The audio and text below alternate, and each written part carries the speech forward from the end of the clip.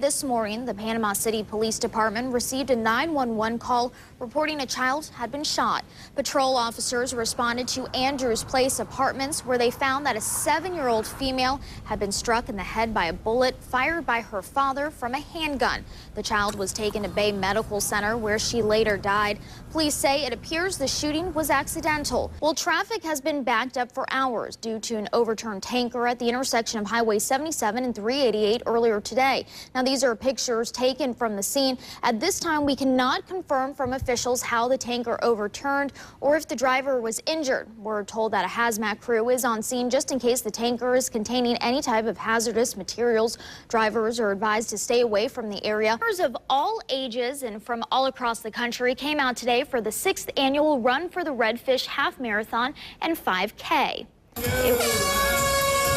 It was the largest turnout ever for the event, as more than 900 runners participated in the competitions. The Run for the Redfish supports the Couch to 5K encouragement program for improved health and well-being. All runners that crossed the finish line earned a completion medal and a swag bag filled with gifts from sponsors. Early voting kicked off today in counties throughout the Panhandle. Here in Bay County, the polls opened in 4 locations.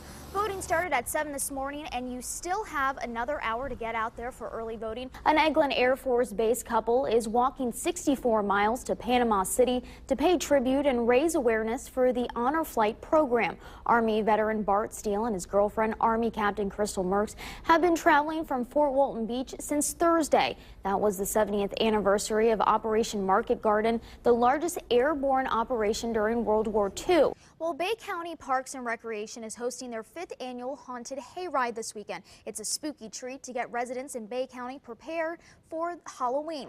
Tonight is the 2nd night this event is going on, and News Channel 7's Meg Rose joins us live from Harters Park with more. Meg, reports state 29-year-old Taj Wright forced himself into a home on Neil Lane and shot off several rounds. One of the victims in the home was shot and was taken to the Doctors Memorial Hospital, but later flown to Bay Medical Center and is in critical condition. Another occupant in the home then wrestled Wright to the ground and was able to get the gun away from him. Bonifay police arrested Wright, and he is now in the custody of the Chipley Police Department. A little before 4 p.m. today, police received a call about a bicyclist being hit by a car on Highway 390 and Georgia Avenue. Now we're told the bicyclist was going down Highway 390 when they were struck by a driver in a dark red Mazda Tribute. The bicyclist has been taken to the hospital. At this time, their injuries are unknown. As always, stay with us and we'll bring you more details as they become available.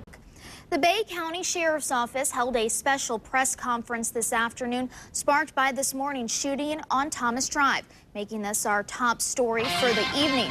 Deputies and investigators with the Bay County Sheriff's Office Criminal Investigations Division responded to the chaotic scene to find 7 victims who were shot. Now, during today's meeting, Bay County Sheriff Frank McKeithen talked about the violence here in Panama City Beach. He also brought up and talked about his proposals from last year, saying he still stands behind them. McKeithen also stressed his concerns for the safety of his officers.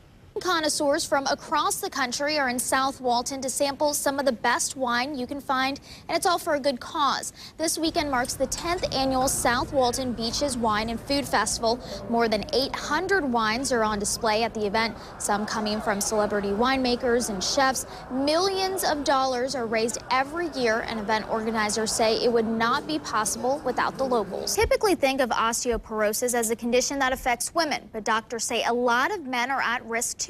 But because we don't associate them with this disease, they're not getting tested. Doreen Gensler reports.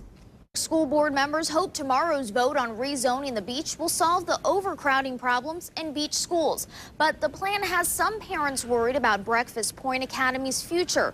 The newly K-8 school has only had 8th graders for 2 years. If passed, more than 400 Breakfast Point Academy students may be redistributed across the beach, cutting the middle school population in half. But Breakfast Point leaders say they plan to continue all the school's extracurricular programs.